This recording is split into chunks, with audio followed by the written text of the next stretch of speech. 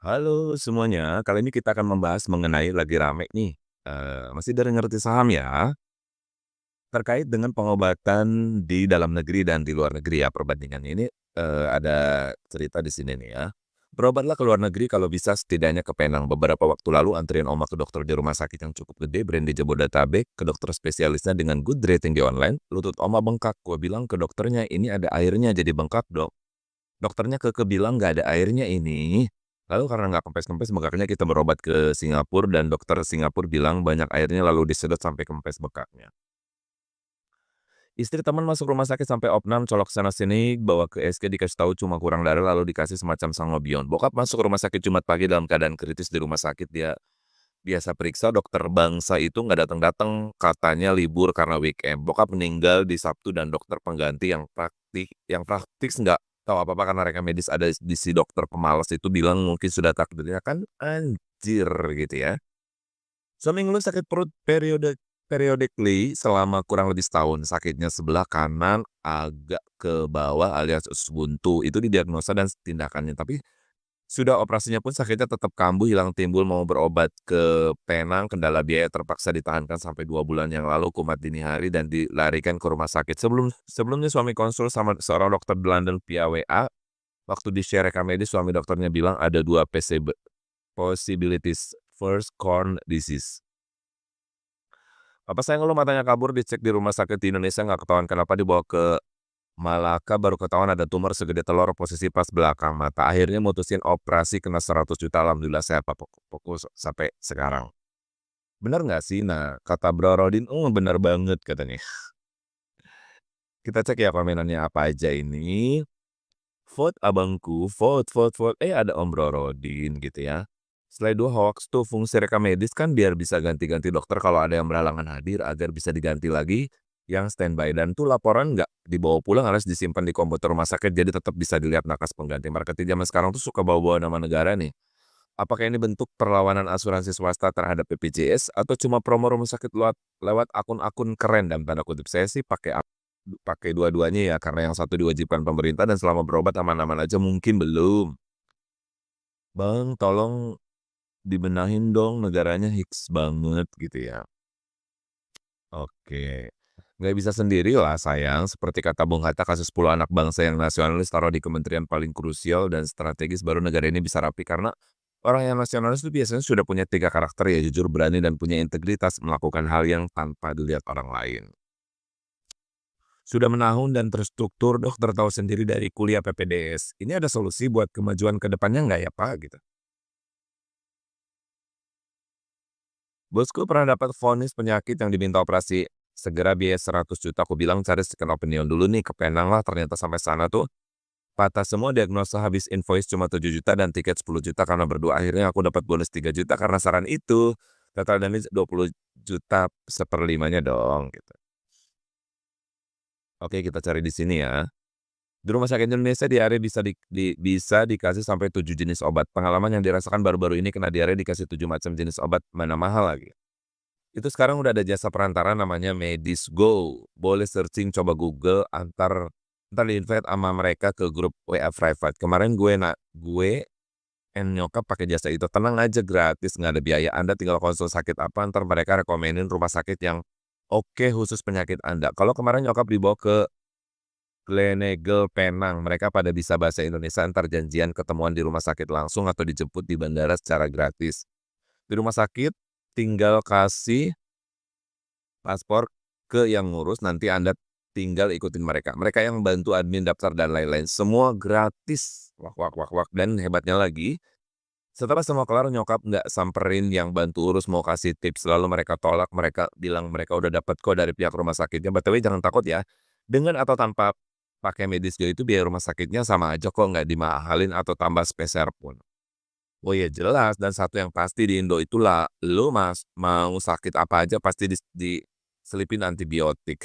Mungkin kalau lu lagi patah hati, hidup galau, pusing, terus ke dokter, ya mereka pasti kasih penenang plus antibiotik juga.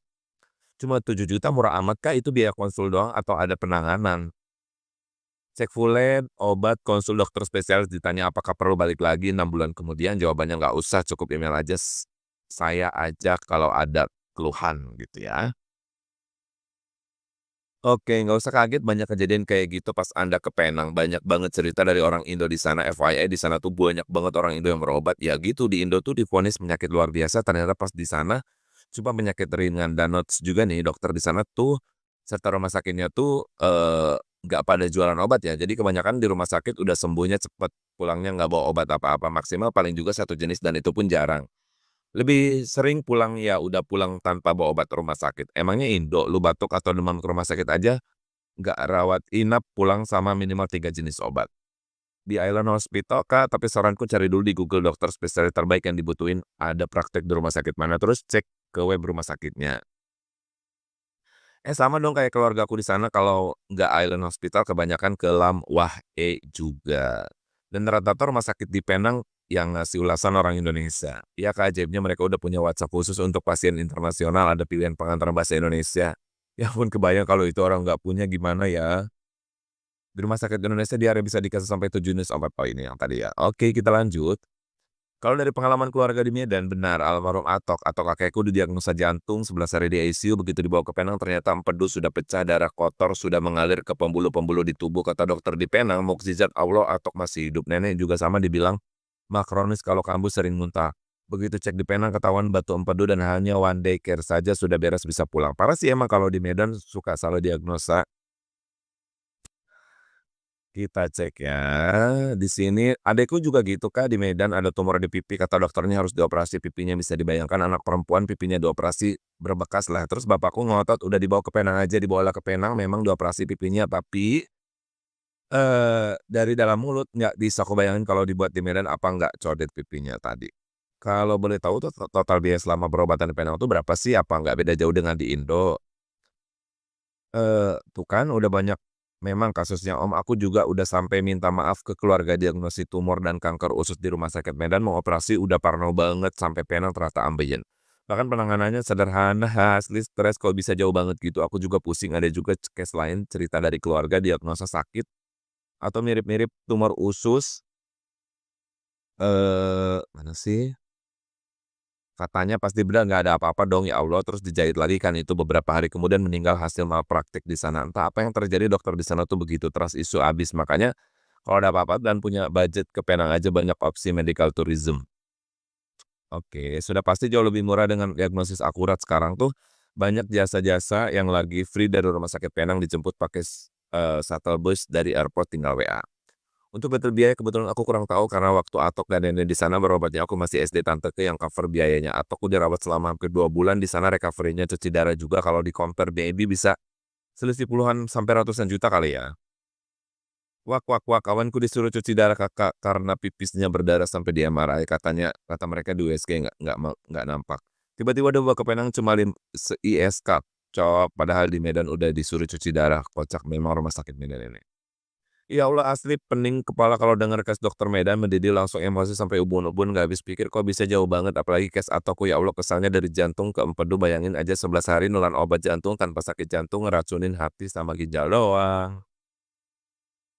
Betul Kak jauh lebih murah pasti karena sudah free atau include penginapan untuk penunggu pasien juga dan diantar jemput pas atau ke bandaranya. Misal kita konsul nanti sakitnya apa mereka kasih opsi dokter rumah sakitnya disesuaikan sama budget juga nanti kita tinggal terima beres di booking jadwal konsul dan tindakannya juga sama agen itu. 10 tahun yang lalu saya didiagnosa sama sampai sempat curiga karena mungkin makan pedas dan asam aman-aman aja pas ikut suami kuliah di Aussie, sakit saya kambuh lagi periksa di sana ketahuan ada endapan lumpur di kantong empedu tapi yang nggak dikasih obat apa-apa, cuma suruh obat pola hidup dan dikasih anti nyeri aja, gitu ya. Dokter Sam, saya pernah dapat pasien yang keluhannya batuk kronis, badan udah kurus berobat ke Penang didiagnosa kanker paru udah mulai kemo masuk siklus kedua tapi nggak ada perubahan keluhan makin buruk ternyata pasien mengidap TBC kita obati TBC-nya dan akhirnya sembuh. Si pasien nggak perlu lanjutin kemo di rongsen sudah jauh perbaikan hanya sisa flek infeksi TB yang memang selalu ada bekas. Kalau nyari-nyari testimoni-testimoni seperti di atas itu banyak ya, di luar negeri juga banyak yang punya testimoni buruk. Bedanya di Indonesia tuh kesannya lebih banyak karena kesehatannya bukan prioritas. Sarana prasarana tidak lengkap, jadi wajar saja. Dokter Malaysia banyak yang sekolah di Indonesia dan mahasiswa kita jauh lebih unggul nasib setelah lulus berbeda. Ini ada testimoni kebalikannya ya. Oke, kita cek di sini. Jadi dokter nggak menampik ya kalau kesehatan sarana dan prasarana kesehatan di Indo tuh memang kurang banget, padahal SDA kita tuh bagus ya. Nah bener sih, saya waktu PPDS juga ada dari Malaysia, bahkan dokter umumnya ambil di Indo juga. Dia sendiri yang bilang kalau kualitasnya nggak seberapa bagus, makanya orang Malaysia itu banyak yang ambil sekolah kedokteran keluar dalam tanda kutip ketimbang di negaranya sendiri. Jelas iya, alkes kita dapat pajak barang mewah gimana nggak jadi mahal, mau masukkan barang bagus pajaknya makin gede, mau kasih murah ya jelas nggak bisa, belinya aja udah super gede biayanya. Dokter di sini bisa didiagnosis tanpa alat canggih, dari luar diagnosa dengan alat canggih, nggak bisa apple to apple jadinya. Nah setuju sebenarnya tim nakes Indo tuh mumpuni, cuma sarana prasarana aja yang masih jauh. Salah satunya alat kesehatan, karena alat kesehatannya mahal itu kalau masuk Indonesia kena pajak barang mewah. Apakah penyebabnya faktor kesehatan? Oke mungkin segini dulu ya kita, mengenai testimoni, kesehatan testimoni, dokter Indonesia dan di luar negeri khususnya Singapura dan Malaysia. Apakah Anda punya cerita yang sama? Oke Kang Ipon udah sampai sini dulu ya, kita akan berjumpa di lain waktu. Bye, assalamualaikum warahmatullahi wabarakatuh, dadah.